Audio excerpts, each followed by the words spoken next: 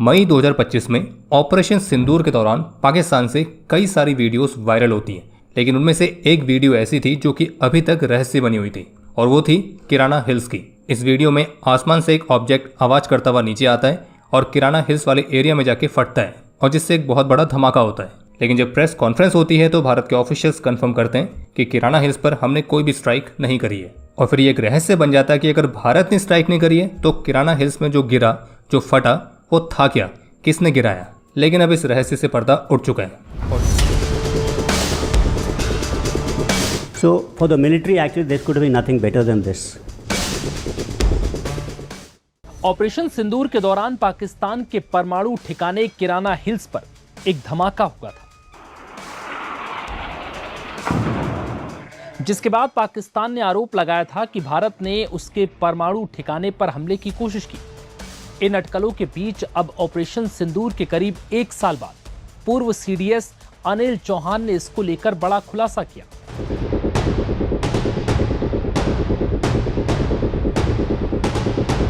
पाकिस्तान ने तुर्की से मिले हथियारों के जखीरे को खोल दिया है। भारतीय सेना की जासूसी के लिए पाकिस्तान ने तुर्की के ड्रोन्स को एलओसी पर तैनात कर दिया है।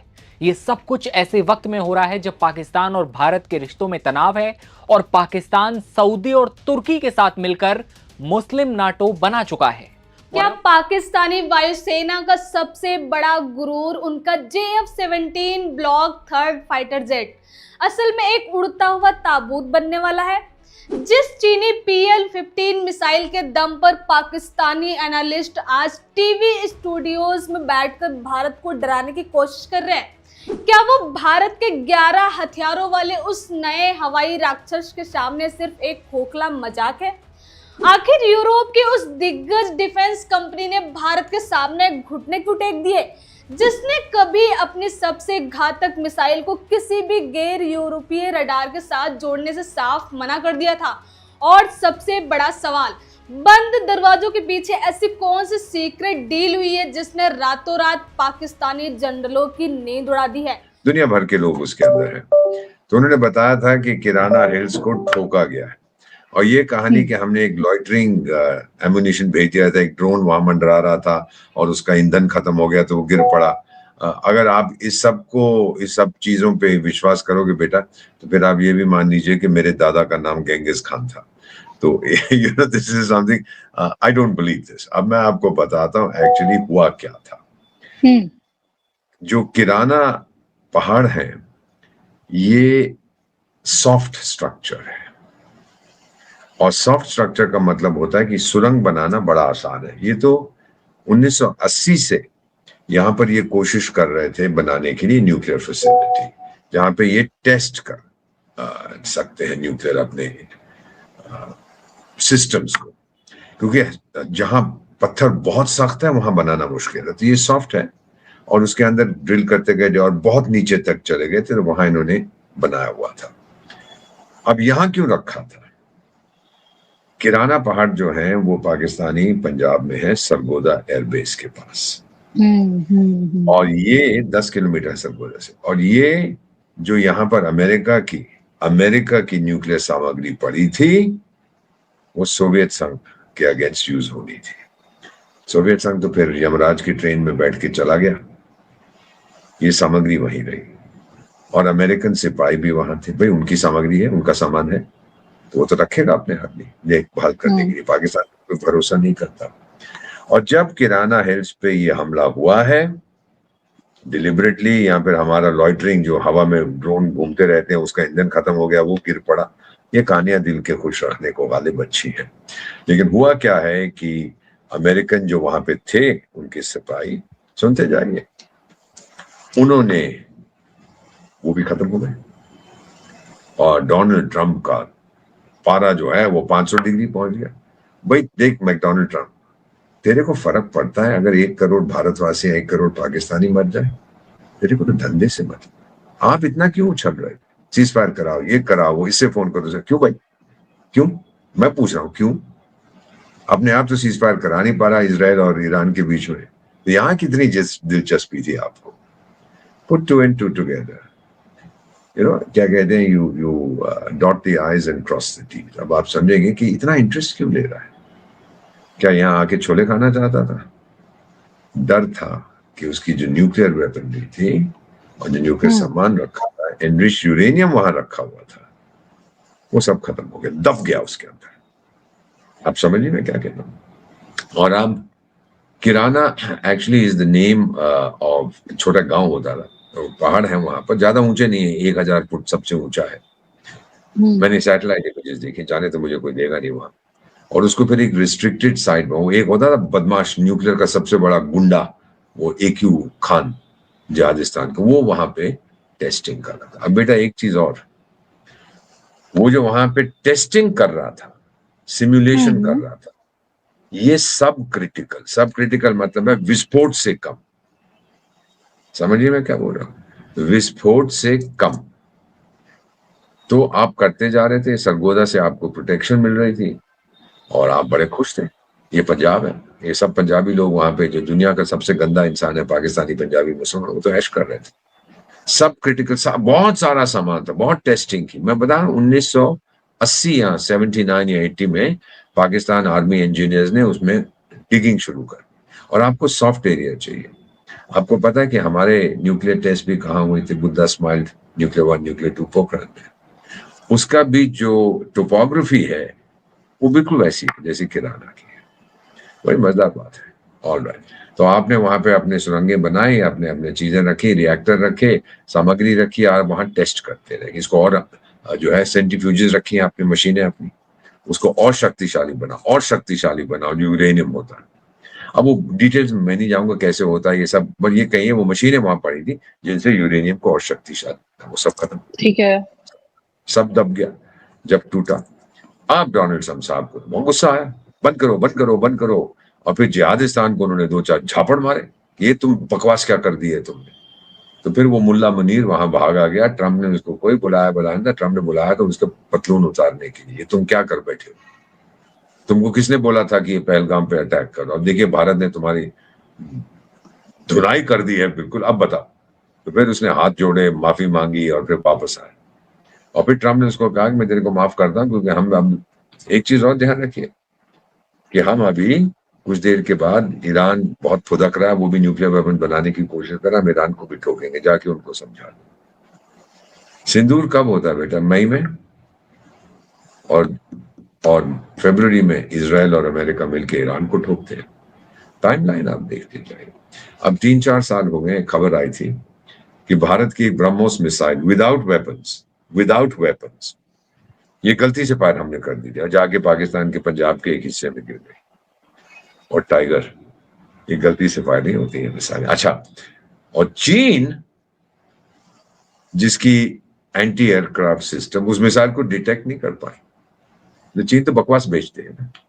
अब जिहादिस्तान क्या करे, और उसको पहचाना नहीं था, तो वो पता नहीं लगा पाए कि हमारी ये डड मिसाइल चली, उसमें कोई हथियार नहीं थे, उसमें आर्मामेंट्स नहीं थे। हमने कहा भाई गलती हो गई, ये मैल फंक्शन हो गया, ये हुआ। पाकिस्तान अगर उसका बहुत बड़ा इशू बनाना चाहता तो बना सकता था। चीन ने कहा चुप, सारी दुनिया को पता है कि मेरे एंटी मिसाइल डिफेंस तेरे देश में है, सारी दुनिया में तो मेरी पोल खुल जाएगी कि मैं तो कबाड़ खाना बेचता हूं और बनाता। समझ रहे हैं आप मैं क्या बोल रहा हूं? इसीलिए वो ज्यादा नहीं फूटके। और हमने क्या बोला कि वो जो एक विंग कमांडर था, एक स्क्वाड्रन लीडर था और एक शायद और ऑफिसर था, तो हमने तीनों को डिसमिस किया कि ये गलती आपने कैसे कर दी। बाद में मेरा ख्याल कोई कोर्ट केस वगैरह वो सब दिखावा था, तो वो रीइंस्टेट हो गए। I don't know really what happened, pension सब मिल गई थी। अब ये चीजें जब आप ध्यान रखते हैं कि आपने टेस्ट किया उसका missile system, anti missile system, आपको पता लग गया कि उसमें कोई ताकत नहीं है। ने सीधे तौर पर पाकिस्तान के सबसे संवेदनशील और गुप्त परमाणु ठिकाने को उड़ा दिया है। क्या भारत ने कोई ऐसी रेड लाइन क्रॉस कर दी है जिसके बाद में अब फुल स्केल वॉर तय है? ये कोई ख्याली पुलाव नहीं था, बल्कि ये वही खौफनाक मंजर था जिसने पाकिस्तान की नींदें उड़ा दी थी। लेकिन दोस्तों, इस धमाके के पीछे की असली कहानी क्या थी? आखिर क्यों भारत का एक बेहद घातक वेपन पाकिस्तान के उस अभेद्य किले तक पहुंच गया, जिसके बारे में खुद पाकिस्तान बात करने से कतराता था? नमस्कार दोस्तों, मेरा नाम है मुकेश और आज हम उस राज से पर्दा उठाएंगे जो आपको बताएगा कि कैसे एक भारतीय हथियार ने बिना किसी इंटेंशन के भी पाकिस्तान के पूरे डिफेंस सिस्टम की धज्जियां उड़ा करके रख दी। दोस्तों, ये पूरा मामला जुड़ा हुआ है मई 2025 से, जब भारत ने पहलगाम आतंकी हमले के जवाब में एक बेहद आक्रामक और सीक्रेट मिशन लॉन्च किया था, जिसे नाम दिया गया ऑपरेशन सिंदूर। इस ऑपरेशन का मकसद बहुत ही साफ था, पाकिस्तान और पाकिस्तान ऑक्युपाइड कश्मीर के अंदर चल रहे आतंकी ठिकानों को उनके घर के अंदर घुस करके तबाह करना। लेकिन इस बार भारत का तरीका पुराना वाला नहीं था। इस बार आसमान के अंदर सिर्फ फाइटर जेट्स नहीं थे, बल्कि एक ऐसी खामोश मौत मंडरा रही थी जिसे रडार भी नहीं पकड़ सकता था। भारतीय वायुसेना और सशस्त्र बलों ने इस ऑपरेशन के अंदर कई लॉइटरिंग म्यूनिशंस यानी कि सुसाइडल ड्रोन्स का इस्तेमाल किया था। ये वो वेपन्स हैं जो एक बार लॉन्च होने के बाद में दुश्मन के इलाके के अंदर घंटों तक आसमान में मंडराते रहते हैं, अपना शिकार खोजते हैं और फिर सीधे उससे टकरा करके खुद को और अपने टारगेट को दोनों को राख के अंदर बदल देते हैं। अब दोस्तों, यहां पर आप सोच रहे होंगे कि आखिर उस रात ऐसा क्या हुआ कि हमारा एक सुसाइडल ड्रोन सीधे पाकिस्तान के सबसे सेंसिटिव इलाके किराना हिल्स से जाकर के टकरा गया। इस पूरे ऑपरेशन के करीब एक साल बाद भारत के पूर्व चीफ ऑफ डिफेंस स्टाफ यानी कि CDS जनरल अनिल चौहान ने नई दिल्ली के विवेकानंदा इंटरनेशनल फाउंडेशन के अंदर आयोजित एक प्रोग्राम के अंदर इस रहस्य से पर्दा उठाया है। उन्होंने जो बताया वो आधुनिक युद्ध नीति और भारत की बढ़ती सैन्य ताकत का एक ऐसा सबूत है जिसे सुनकर के हर भारतीय का सीना गर्व से चौड़ा हो जाएगा। पूर्व CDS के मुताबिक ऑपरेशन सिंदूर के दौरान भारतीय सेना ने पाकिस्तान के सरगोदा एयरबेस के आसपास उनके एयर डिफेंस नेटवर्क और रडार सिस्टम को नेस्तनाबूद करने के लिए कई लॉइटरिंग म्यूनिशंस भेजे थे। सरगोदा पाकिस्तान की वायुसेना का सबसे अहम और मजबूत एयरबेस माना जाता है, लेकिन असली खेल इस एयरबेस से करीब 10 किलोमीटर उत्तर में मौजूद किराना हिल्स का है।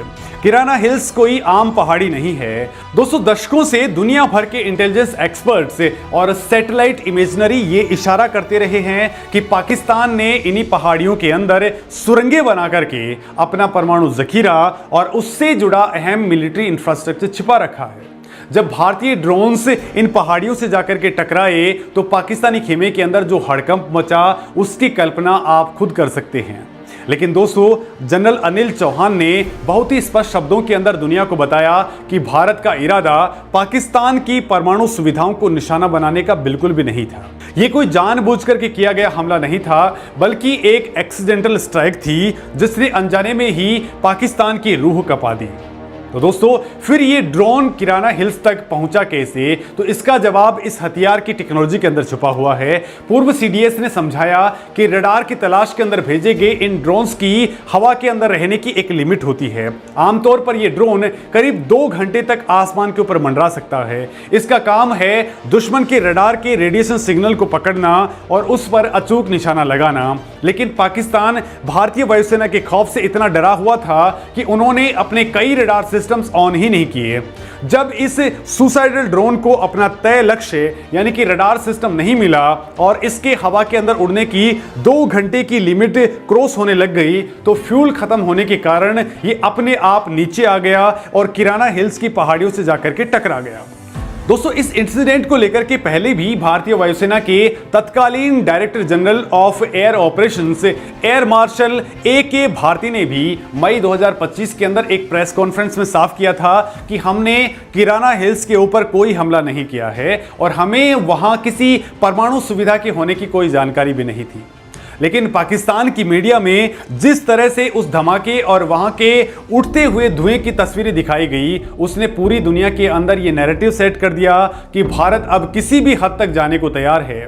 भले ही यह घटना एक तकनीकी कारण से हुई हो, लेकिन इसने एक झटके के अंदर पाकिस्तान को यह कड़ा संदेश दे दिया कि भारत के हथियार बिना रोक टोक उनके सबसे सुरक्षित माने जाने वाले ठिकानों के ऊपर मंडरा रहे हैं और उनका एयर डिफेंस सिस्टम पूरी तरह से लाचार है। दोस्तों अब सवाल आपके मन में ये उठ रहा होगा कि आखिर ये कौन सा हथियार था जिसने पाकिस्तानी सेना के पसीने छुड़ा दिए। हालांकि दोस्तों जनरल अनिल चौहान ने अपने बयान के अंदर किसी हथियार का सीधा नाम नहीं लिया, लेकिन डिफेंस एक्सपर्ट्स और कई रिपोर्ट्स इस बात की ओर मजबूत इशारा करती हैं कि ये इजरायली डिजाइन का IAI का हैरूप सुसाइडल ड्रोन हो सकता है। भारत ने कई साल पहले इस घातक सिस्टम को खरीदा था। हैरूप की सबसे बड़ी खासियत इसकी एंटी रेडिएशन कैपेबिलिटी है, यानी अगर दुश्मन अपने रडार को छिपा करके भी रखे तो जैसे ही रडार ऑन होगा हैरूप उसके सिग्नल को सूंघ लेगा और आसमान से मौत बनकर के सीधे उसके ऊपर गिर जाएगा।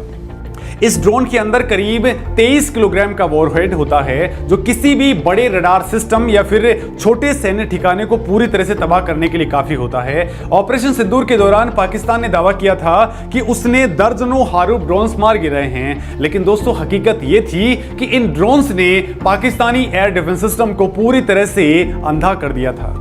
इसके अलावा दोस्तों यह भी माना जाता है कि इस ऑपरेशन में भारत और इजराइल के सहयोग से बने स्काई स्ट्राइकर, स्वदेशी तकनीक से लैस नागास्त्र 1, पॉलिश डिजाइन वाले वॉरमेट और कुछ दूसरे एडवांस स्वदेशी लॉइटरिंग म्यूनिशंस का भी इस्तेमाल किया गया था। लेकिन सरगोदा जैसे हाई वैल्यू टारगेट और रडार हंटिंग मिशन के लिए इसी हैरूप को ही सबसे मुफीद और प्राइम वेपन माना जाता है। लेकिन दोस्तों कहानी सिर्फ एक ड्रोन के गिरने की नहीं है, इसके पीछे एक बहुत बड़ी रणनीतिक और कूटनीतिक विसात छिपी हुई है।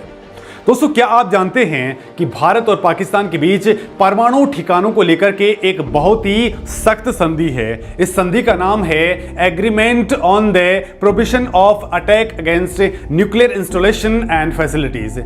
दोस्तों ये ऐतिहासिक समझौता 31 दिसंबर 1988 को भारत के तत्कालीन प्रधानमंत्री राजीव गांधी और पाकिस्तान के तत्कालीन प्रधानमंत्री बेनजीर भुट्टो के बीच में साइन किया गया था और 27 जनवरी 1991 से ये पूरी तरह से लागू है। इस संधि का मूल उद्देश्य ये है कि दोनों देश कभी भी एक दूसरे के परमाणु बिजली घरों, रिसर्च रिएक्टर्स, यूरेनियम संवर्धन प्लांट्स और रेडियोधर्मी सामग्री रखने वाली सुविधाओं पर अटैक नहीं करेंगे।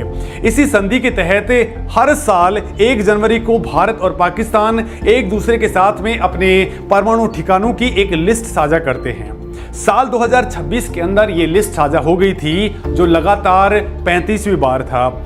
अब दोस्तों सबसे बड़ा सवाल इसी बात को लेकर के है कि अगर किराना हिल्स के अंदर पाकिस्तान का न्यूक्लियर ढांचा है तो क्या भारत ने इस ड्रोन स्ट्राइक से उस 1988 की अहम संधि का उल्लंघन किया था? तो दोस्तों इसका सीधा और स्पष्ट जवाब है बिल्कुल नहीं। अंतर्राष्ट्रीय कूटनीति और युद्ध के नियमों के अंदर इंटेंशन यानी कि इरादे की सबसे बड़ी अहमियत होती है।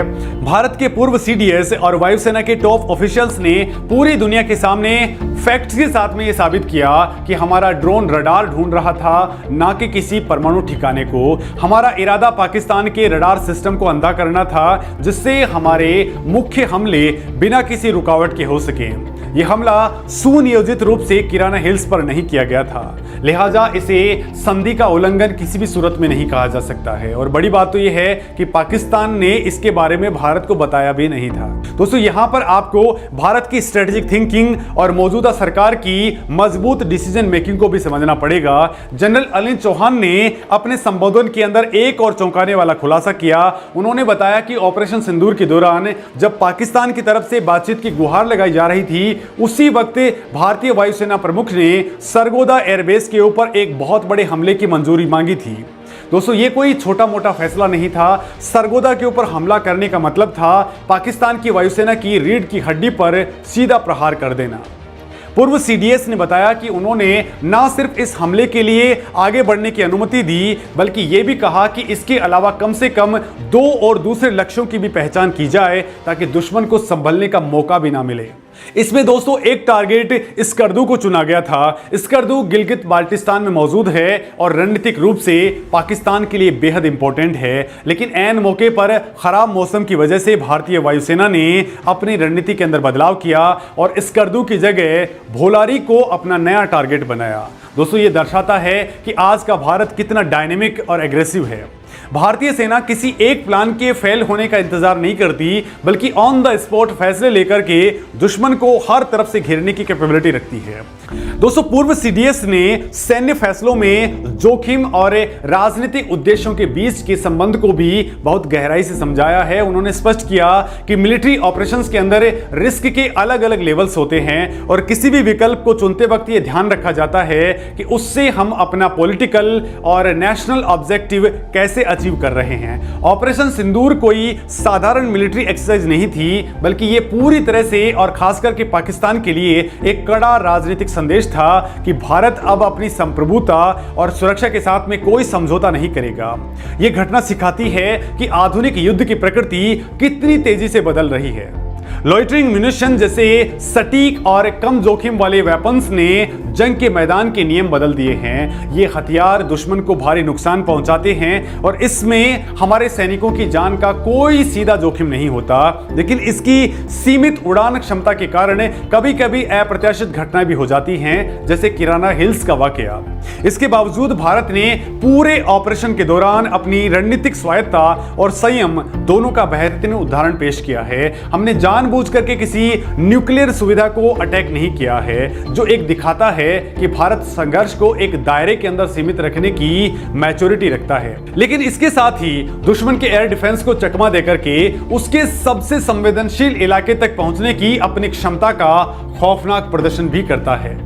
पाकिस्तानी मीडिया ने किराना हिल्स से उठते हुए धुएं को दिखा करके भले ही अपनी आवाम के बीच में खौफ और अफवाहों का बाजार गर्म कर दिया, लेकिन सैटेलाइट इमेजनरी और भारतीय सेना के स्पष्टीकरण ने यह साफ कर दिया कि यह एक एक्सीडेंटल स्ट्राइक थी। हालांकि इस एक्सीडेंट ने पाकिस्तान की रातों की नींद हमेशा के लिए उड़ा दी, क्योंकि अगर भारत का एक भटका हुआ सुसाइडल ड्रोन उनके रडार और एयर डिफेंस सिस्टम्स को चकमा देकर के उनके सबसे गुप्त न्यूक्लियर ठिकाने के पास में जाकर के टकरा सकता है, तो सोच लीजिए